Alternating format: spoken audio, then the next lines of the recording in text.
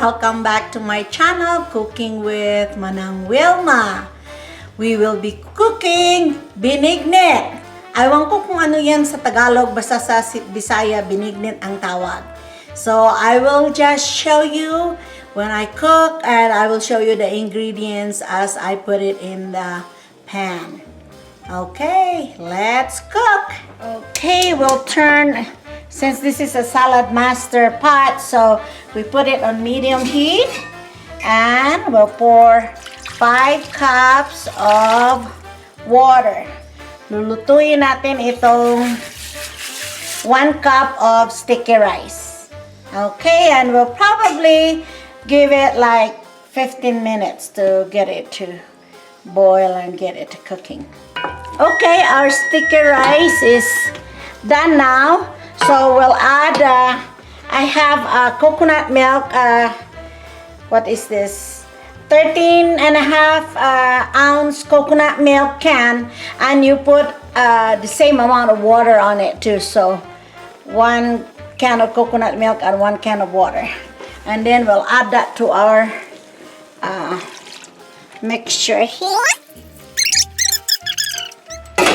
Okay, we brought that coconut milk with water to a boil, and then we'll add 1 cup sugar, 4 cups of taro, we call it in Bisaya gabi, cups of sweet potato, and that's also 4 cups, and I diced the same size as the gabi.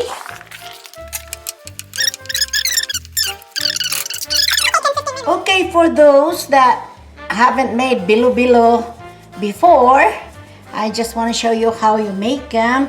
You put 1 cup of glutinous rice flour and 1/3 cup water, and then it will be like this. You just mix it together, and then you form them into a ball, and we'll put this in our binignit towards the end because it cooks so fast.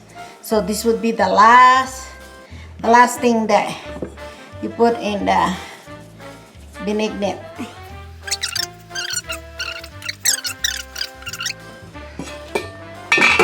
Okay, it's been 15 minutes and we'll add boko, yang coconut. Ito ay jackfruit na dinice ko rin into cubes. Halo ito yung can, jackfruit at saka yung frozen fresh jackfruit nandyan sa freezer ko. Okay, lagay natin pang flavor ito.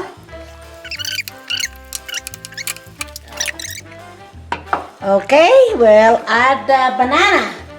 About 3 cups of banana. Dice the same way. Tapos, parang kulang na dagdagan natin ng 2 cups water, okay?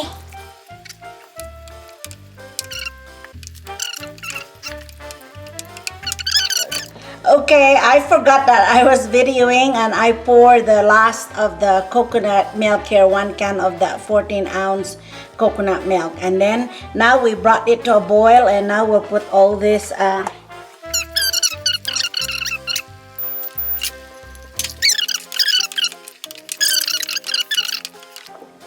okay, then let's boil one more time. Okay. Our binignit is done. Okay, luto na ang ating binignit. Let's eat. Thanks for watching. Please comment, like, share, and subscribe. Have a nice day.